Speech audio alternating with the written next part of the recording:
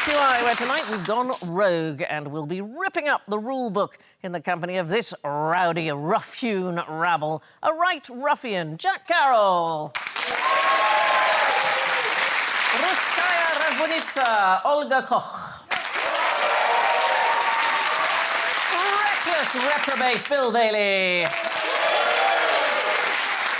And a ruddy rapscallion, Alan Davis. Their ringtones relate to some right rascals of rare renown. Olga's got a Russian.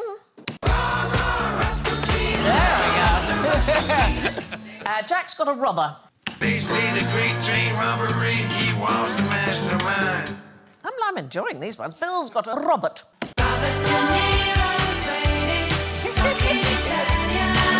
And Alan goes... Rosie and Jim, Rosie and Jim. I mean, that's just creepy, isn't it? OK. Right, here are some words from the reign of Elizabeth I. What do you think that they mean? Well, number two's Bill. Top trickster. How dare you? Hedge Priest sounds like a 70s rock band, doesn't it? I like the idea of a hedge priest. Yeah. Just jumps out. Want a bit of absolution? Bit of absolution? You want a bit of absolution? And cider. Cider, absolution. You're not far off, actually. Really? Weirdly, I know. It's quite close to the truth. Any idea, Olga, all those words? Oh, I've seen all of them on Grindr. Really? Yes. Which one is Grindr, darling? Is that... The gay one. Oh, right. I don't know. It's a dating app. Yeah. It's a... I mean, dating. Dating's a loose term. Really? Yes, I don't think dating. Oh, really? I don't think it's like, would you like to go take a turn around Yes. the park? Yes. No. Are you saying they are kind of wrong-uns? Yes. Are they rascals? It's a collective of Tudor rogues, is the thing. So they were recorded by a marvellous man called Robert Greene. He wrote a book called A Notable Discovery of Cozenage. Ooh. Yes, and it kicked off an absolute craze of people having guides to beggars and other sort of vagabonds. It became known as rogue literature. And we don't really know why it was called cozenage, but cousin seemed to be a word for a wrong-un. A rascal. So somebody's trying to elicit money from you under false pretenses. It's a con man. A con man. Yeah, so let's go back to the list and have a quick look. Now, you mentioned hedge priest. So medieval priests were paid by tithes, but supposing you couldn't afford to pay the priest... Yes. This would be an itinerant preacher who was willing to do the ceremonies that you might want, was willing to marry you, was willing to bury you. What I like is that they reinterpreted the vow till death us do part, and a couple could separate if they just stood over a dead animal in the road. Step lightly over this badger and all will be well. Yeah, exactly that. I think if I was a trickster, though, I'd pick a more subtle name than counterfeit crank. What do you think a counterfeit crank might do? Well, a crank starts the engine, doesn't it? Although they didn't have Yeah, they didn't have No, that's engines. not- I'm going to... Yeah, no engines, so no, not that. crank. Well, No. crank like cranky, so he's like doing crimes, but he's not happy about it. Well, he certainly is not happy in his look A because... little bit crazy. Yes, A comedy... crazy counterfeiter. A pretend crank. It's a pretend crank, so it's somebody who pretends that they've got something wrong with them. Oh, right. There was a particular one called a clapper dudgeon, and they used to, it's very unpleasant, create superficial wounds by rubbing a mix of lime and soda and iron rust, and it caused sort of blisters and sores, and then you would trick people. The other way of tricking them, of course, was to cut the festering arm or leg off a corpse, you know, perhaps from a handy gibbet. Yes. And then pretend it was yours. Oh, just sort of have it stuck to your Well, arm. you could lie on the ground with a blanket and With a stick the nasty... And to what end, Sandy, would you To do? get people to give you Get money. money. Feel sorry for them. I'm dying at one limb at a time. Yeah. Yeah. And you'd have to remember to not just pick it up with your good hand as well. Yeah. Like, oh, thank you. Can you put it right Oh, you into the can't. hand?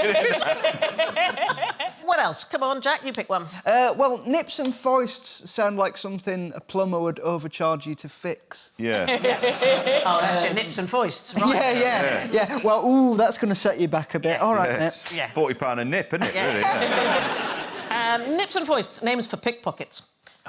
So a nip used a knife to cut open a purse and catch the contents, and a foist dips their hand into the... Surely that's a cut purse. Is another name for it. In fact, there's a very famous play called Mole Cut Purse. Olga, you pick one. What have we got left? Crossbiter. Do you want to have that one? Crossbiter. I mean, who would like eat like a vampire? It's a vampire. Somebody pretending to be a vampire. Yeah, they hate Jesus. They're like, oh, let's get rid of this. It was a common con. People who pretended to be vampires and hate Jesus. Yeah. No, so it's a rogue, obviously, Yes. who poses as a prostitute's drunken husband. Oh, that'll...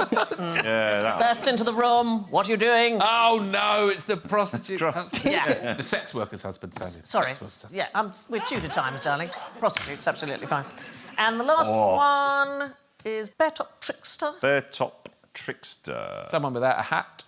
Someone who does some sort of, yeah, again, like a Nipple hat. nipple... What are you doing? I mean, somebody with their top off Yes. doing tricks. With Juggling. Juggling. Woo! Hey. Yeah. No. It's like, look here, and then his partner goes and does some bad stuff. Yes, it is exactly right.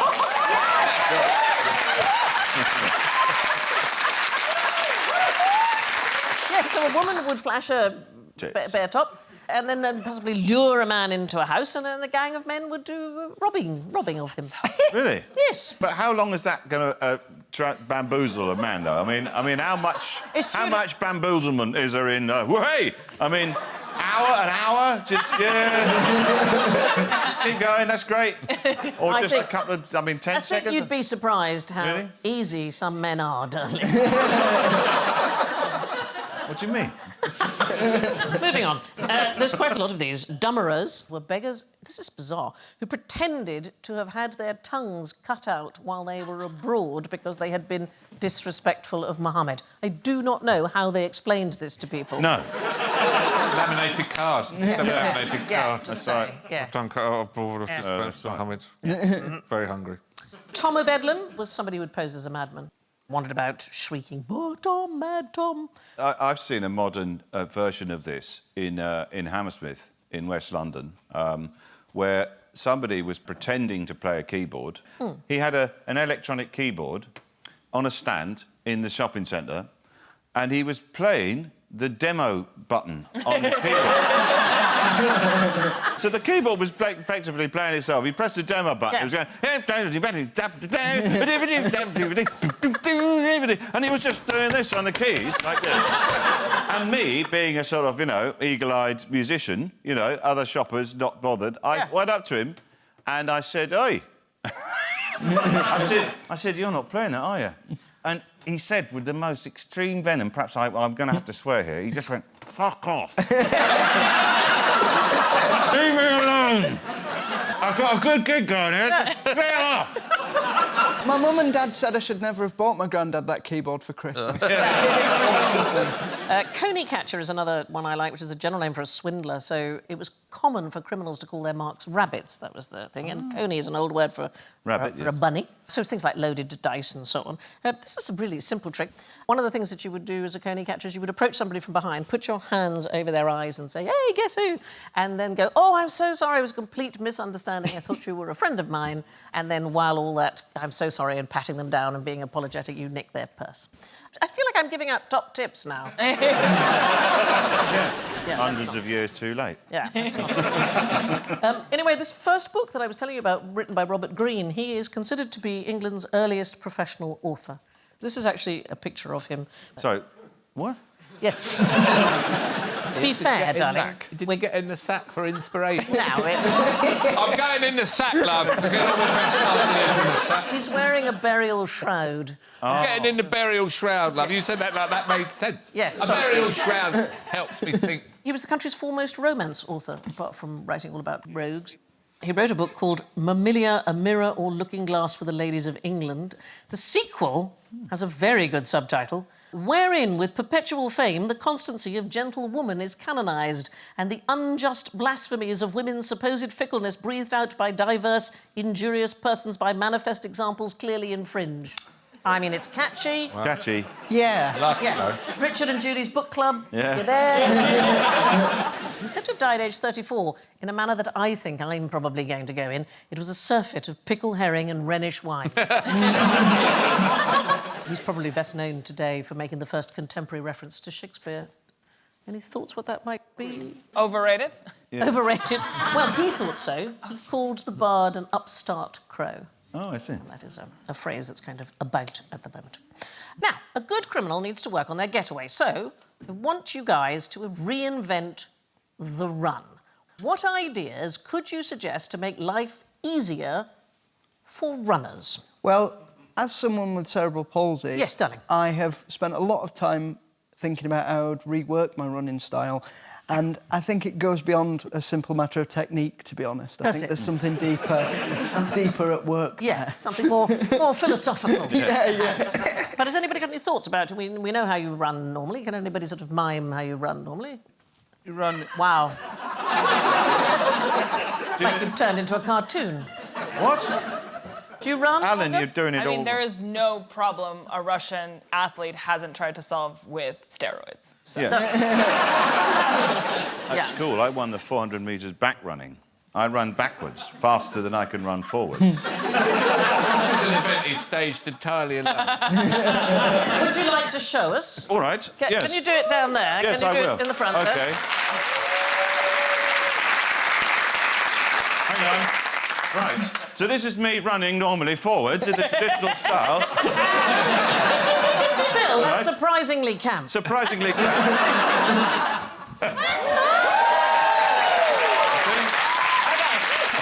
So there was a study done at Harvard University, a man called Andrew Yegin, and what he found was that walking with completely straight arms was more efficient than walking... What, like this? Yes.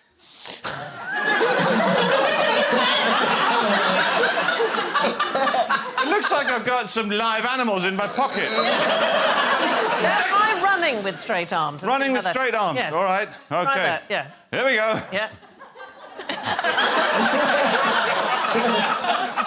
I feel there's a slight penguin vibe. I'll do the penguin going round the corner gag. You'll love this.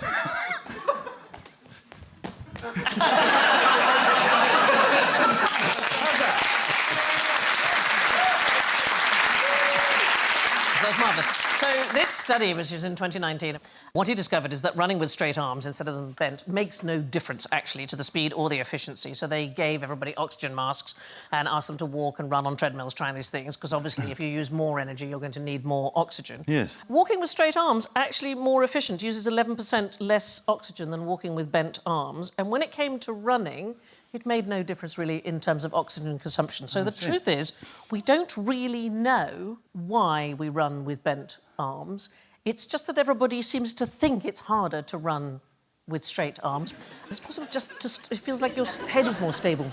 Possibly you get less fatigued because your shoulders are moving.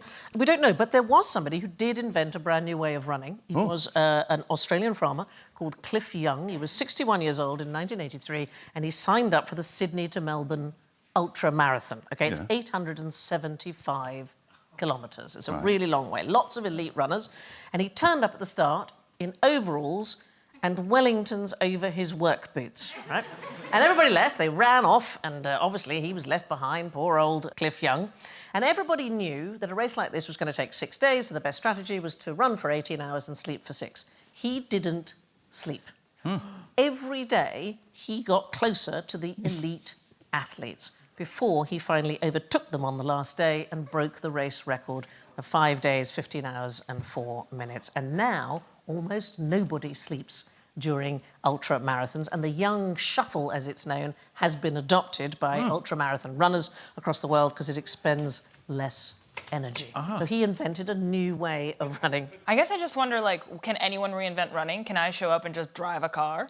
Yeah, I think that's... Watch this. Yes, yeah. I'm going to take the bus. I've got wheels. Yeah, we're going to sort this out. Well, they are constantly trying to find new ways of running. So Alphabet/Google's AI company, DeepMind, they tried to challenge the computer to see if it could learn a different way of running. And they used sort of virtual rewards and punishments to get the computer to see if there was a better way of moving. I have to say, it's very bizarre. Yeah. And if this was how you run, well, I think I would have fallen over immediately, but this is... This is the computer reckoned. It's the...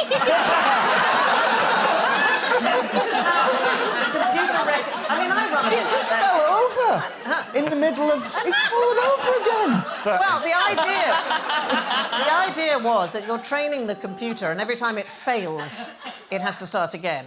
So it was a series of trying. But this, I love. I mean, that's. Maybe you're right, Al. It's that. Yeah. There's a sort of... there is a sort of angry Benny Hill vibe to that.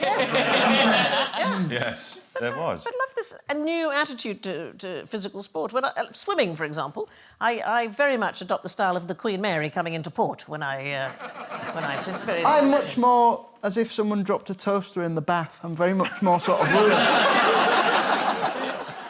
Anyway, the video looks very odd, but it is apparently the computer trying to find the most efficient way of moving. How extraordinary. And it's a good technique because one day it may help us to teach robots to navigate sort of unfamiliar and difficult They're just terrain. watch Usain Bolt and think that's probably how you run. Right. Since we're giving everybody the runaround, here is a question for you. How did Olga use a pigeon to wreak her revenge?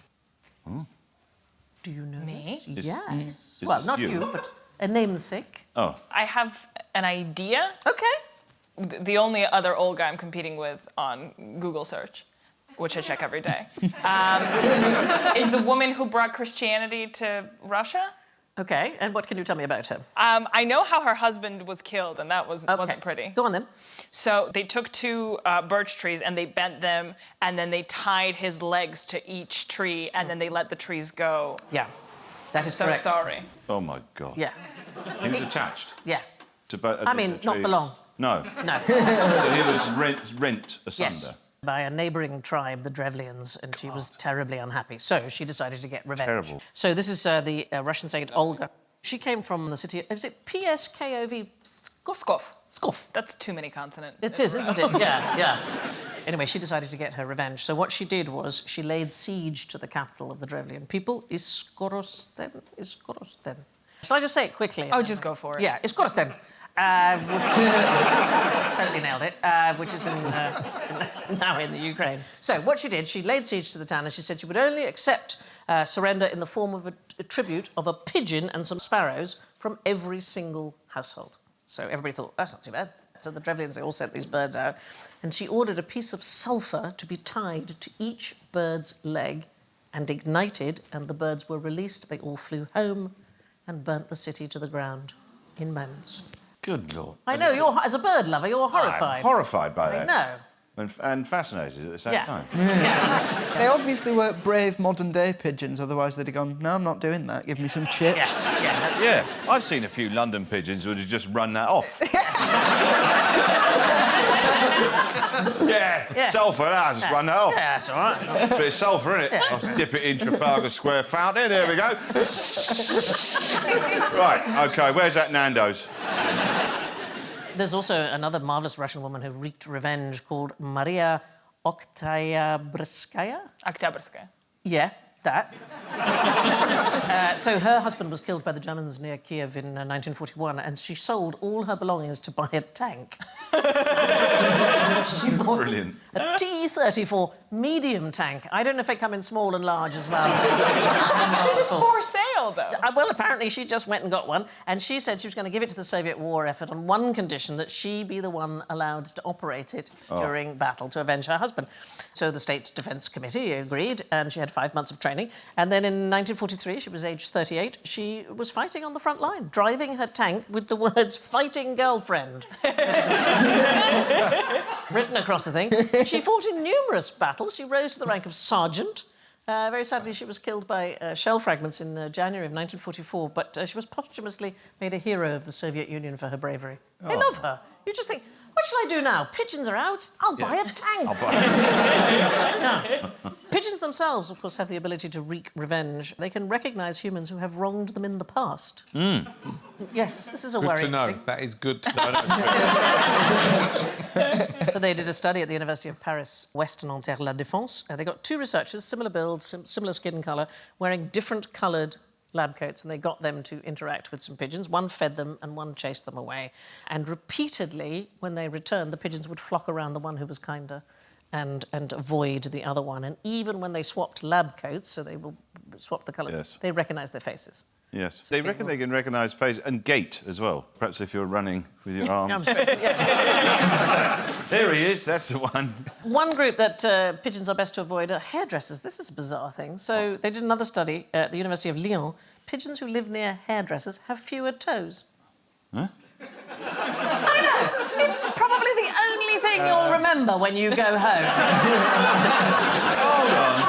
Yes. What is that? So pigeons landing on people's heads while they're having a haircut? Something off the pigeons, sir? Yes, please, just the toes. No, it's that apparently they get them entangled in human hair that has been incorrectly disposed of, and it causes them Good to Lord. lose toes. And where was this again that we mustn't go? Hairdressers. Oh, yes, here you go. I think you're fine. I'm fine. Yeah. Remaining in Russia, what's the most powerful drink in history? I'm going to just... Yes! Vodka.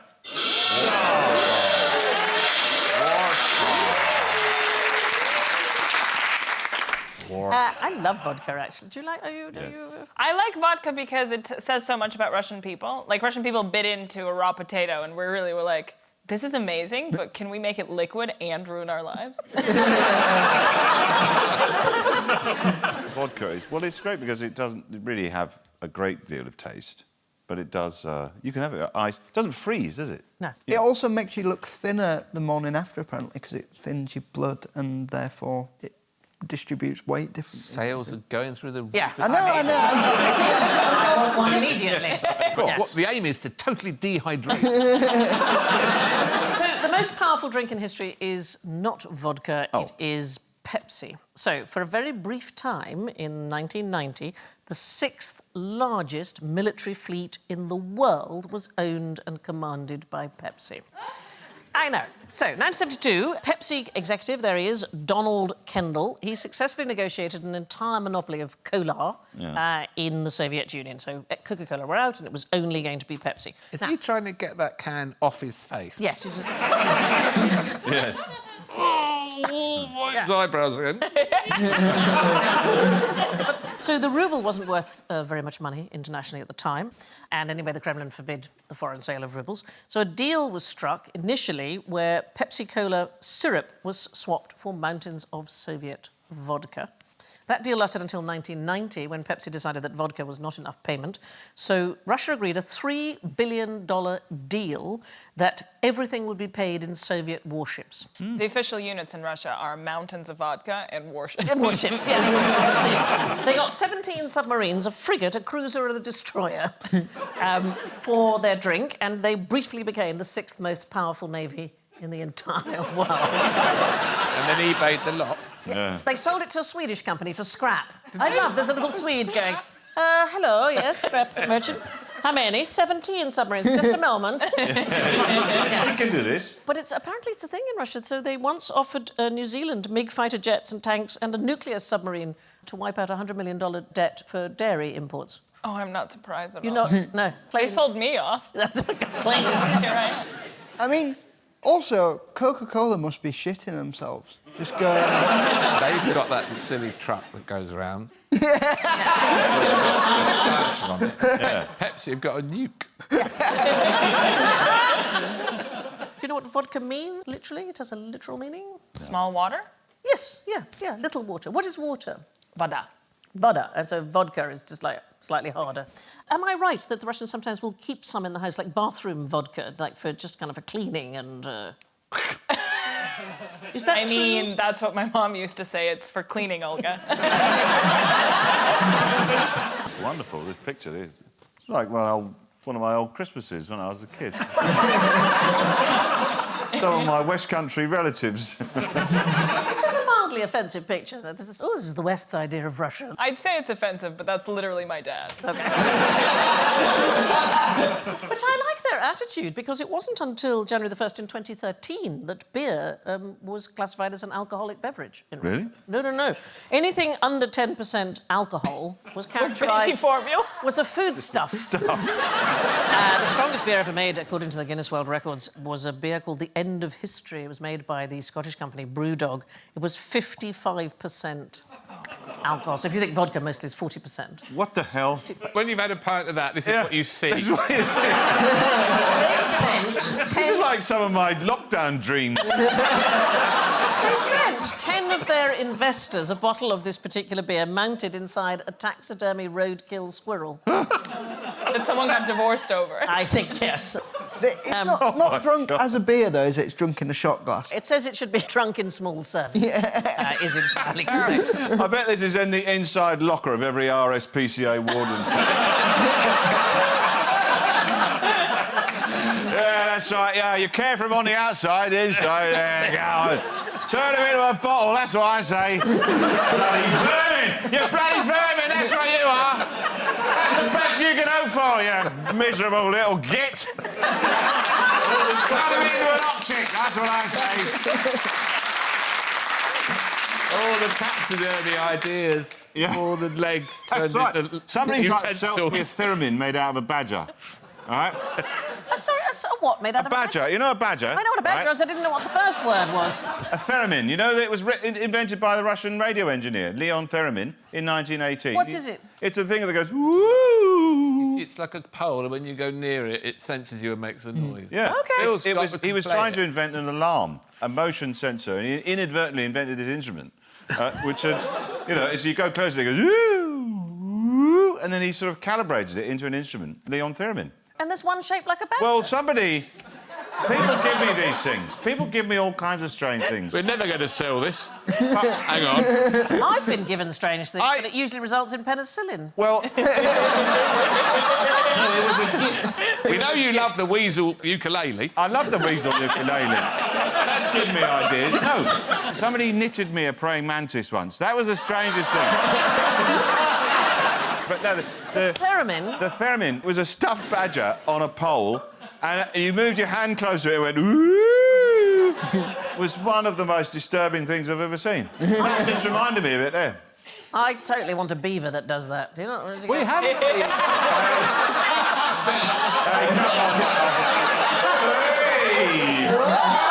calm down. Just behave yourself. I want a beaver that does I want a beaver that does that. All right. You can't help it, you'll have to wear earplugs. I mean, that sort of sound is directly out of a Carry On film as well. That thing. Be careful if you're ever doing a deal in Russia, as they might add shipping. Come on. What one rogue item should you always keep in your wallet? A condom that isn't expired. It's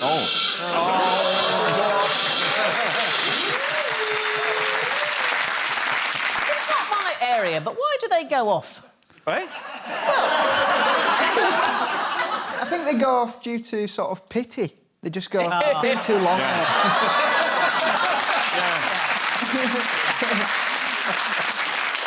No, not a condom in the wallet.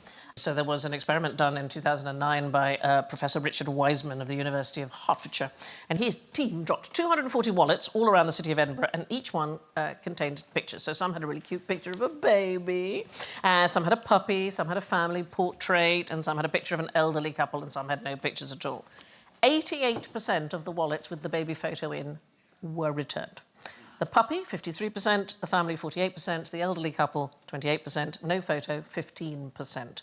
And Professor Wiseman says he always carries a baby photo now. Yeah. In his wallet. Of a human baby. Yes. Yes. A live baby. That would be a weird one to explain away if it's not his baby, though. They bring it to your house, they knock on the door, and you answer the door, and they say, oh, no, that's not you. It is extraordinary what people will decide to return or not. So there's a similar experiment led by University of Michigan professor Alain Cohn. They distributed 17,000 allegedly lost wallets in more than 350 different cities across 40 countries. OK, some of them had no money in them at all. Others had the local currency equivalent of $13.45, and they wanted to see who would send the money back. So let's have a look. Which of these wallets do you think are most likely to be returned? Is it the empty wallet? Is it the one which has got a little bit of money in it, or the one that is absolutely jam-packed with money? I would say the one that's jam-packed with money, because people feel like there might be some legal ramification if they stole that one. Well, you're absolutely right. Good. So the assumption of Cohen and his team was that the one with lots of money in it, people would be the least likely to return it. And in fact, they did a survey of 250 economists, and they all agreed, definitely the one with lots of money in it, not going to be the one that gets returned, which shows you what economists know about money. So 72% of the ones filled with cash were returned. 61% gave back a little bit of money, and 46% gave back the empty wallet. So I think people are nicer. Generally good. Do you remember the Lost Property Office? At railway station. Yes, there used to be an office, didn't there? And you could go and see if somebody found your leg. The numbers are absolutely staggering. Number of umbrellas, Yeah. public transport, and phones and handbags. Like 1,000. I reckon a pigeon's gone there to look for one of its legs. Anyway, no police force in England and Wales handles lost property anymore. It's not a thing. It stopped in 2017. They'll accept anything with personal data on it, so a phone or a But computer. anything else, what they do is just incinerate it. They just don't have anything to do with it. They'll accept money and pornography. Money, pornography, drugs. Anybody? Passports, anything linked to crime, but nothing else will. They won't take anything else in. You're sort of responsible for it if you find it. They won't take So they won't touch it even now, perhaps. They'll just travel on the trains for eternity, just back and Yes, forth. backwards and forwards, Till someone umbrellas. claims it. Yeah. But the police are not. It's not a thing. They don't. I got off the train once and left my bag on it. It's not my best anecdote, Sandy, I'll give you that. It's not bad. I thought it was strong. I thought Left it was the strong. train, Yeah. left a bag on a train. Yeah. Once I was in a double act and only one of us got on the train and did the gig. So, you know, the rest is history. No, I'm just saying... Who was your double act? yeah, Martin. Yeah, he was a lovely fella. Is he still doing the? Yeah, no, not doing the old... not doing the comedy, no. No. And you? Me, yeah. I've kept going with it. I've tried, you know, Just checking. plugged away. Bill and I First realised couple of years, he'd look to his left and there was no one nobody there. was down in there. We realised, Bill and I, the last time we gigged together was in a church, which seems very unlikely. Oh, gosh, yes. That's right. Did you do any cross-biting? Yeah, loads of cross-biting, and I finished off with the bear top. And then for a finale, she went, woo!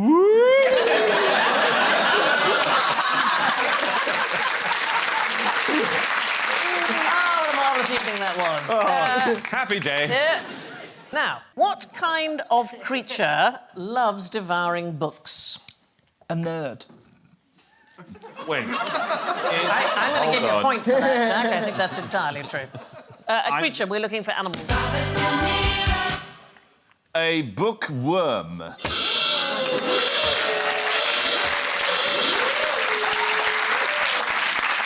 Which is incorrect because... But because worms can't read. No, there's no such thing. Oh. Yeah. What? Mostly it's beetles, things that eat books. Beetles are at their hungriest and most destructive at the larval stage. I have to be honest, they do look a bit like worms at that point. And this is what I like. Each species of book-eating beetle has a different appetite.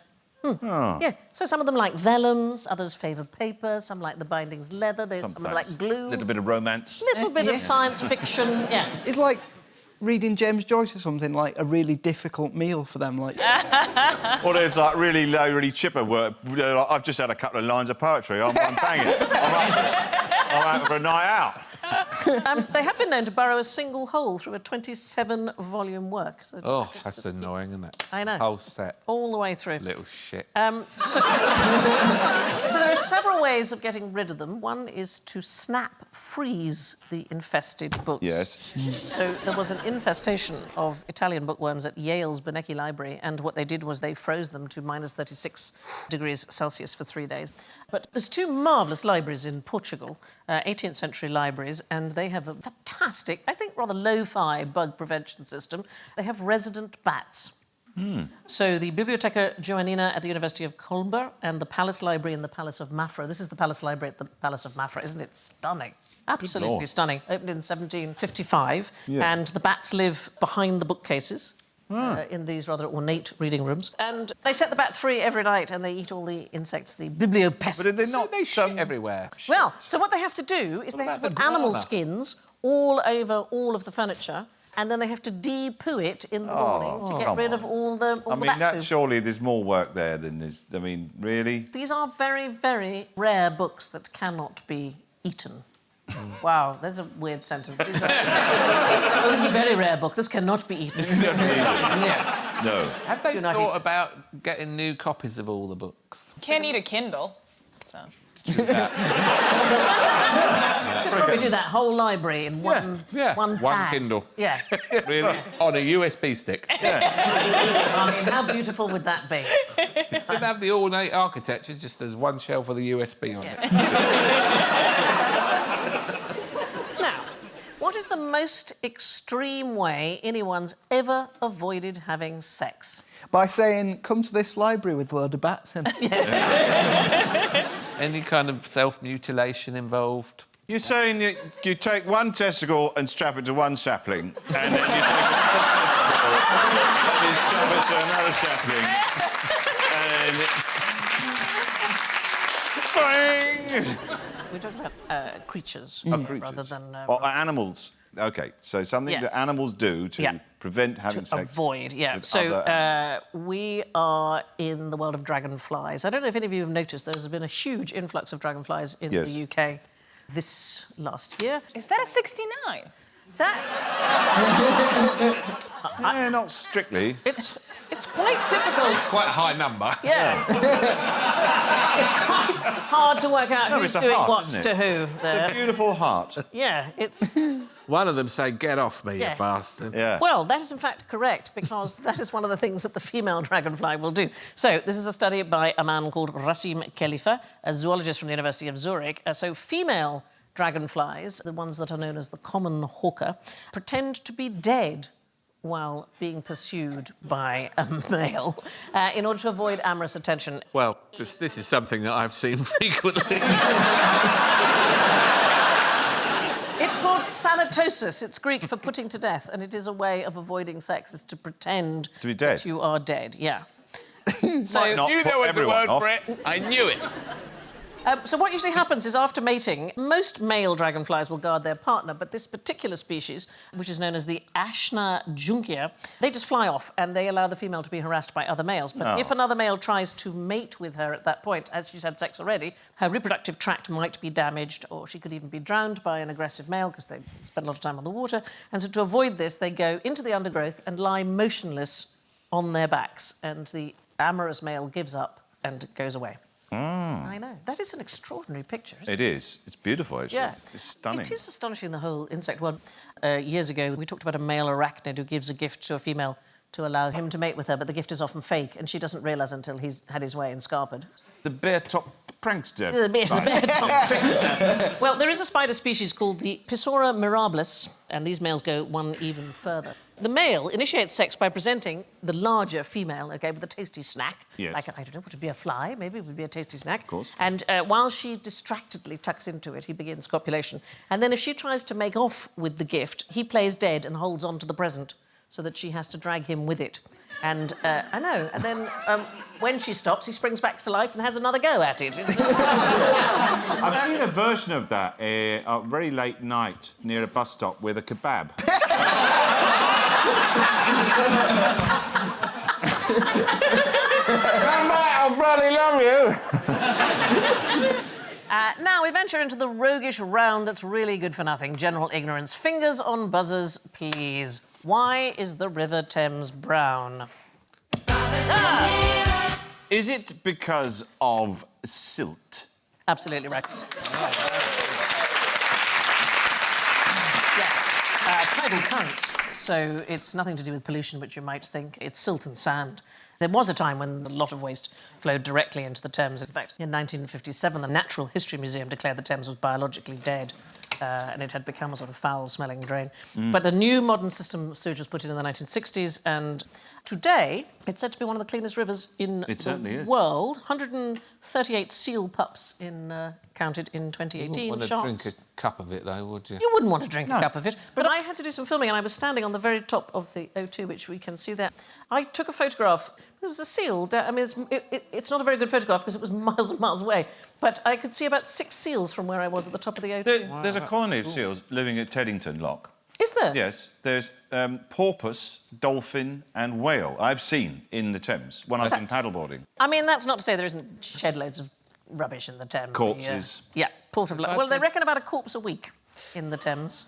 Oh, We're just trying to avoid sex. I know.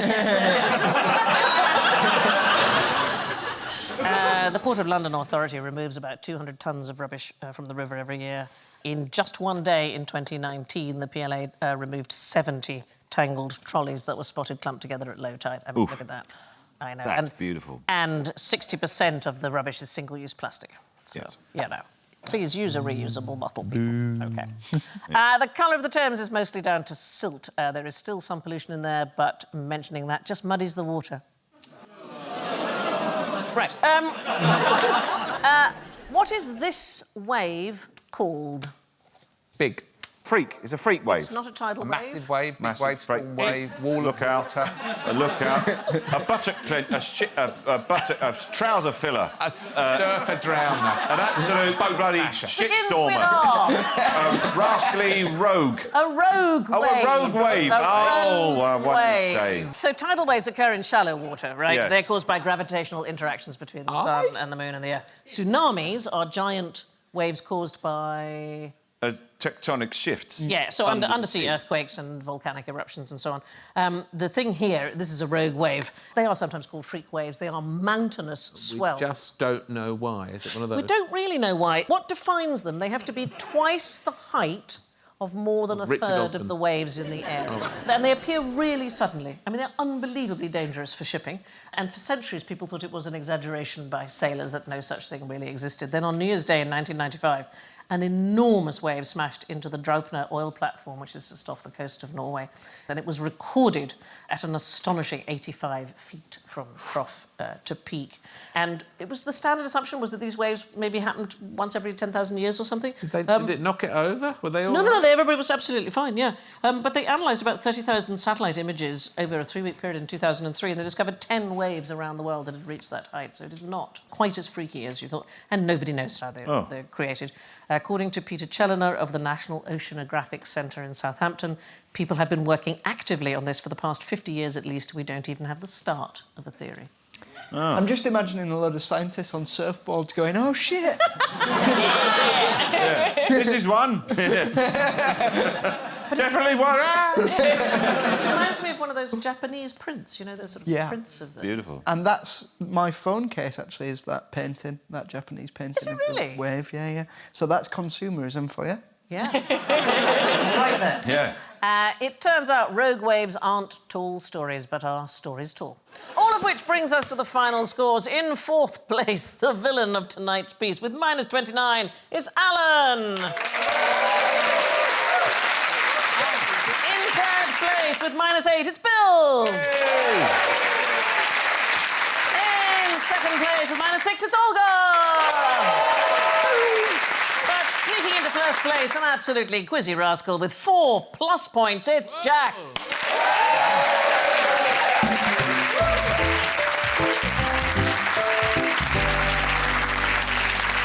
It only remains for me to thank Olga and Bill and Jack and Alan, and I leave you with this impish tip from Steve Martin. For sincere advice and the correct time, call any number at random at 3 a.m.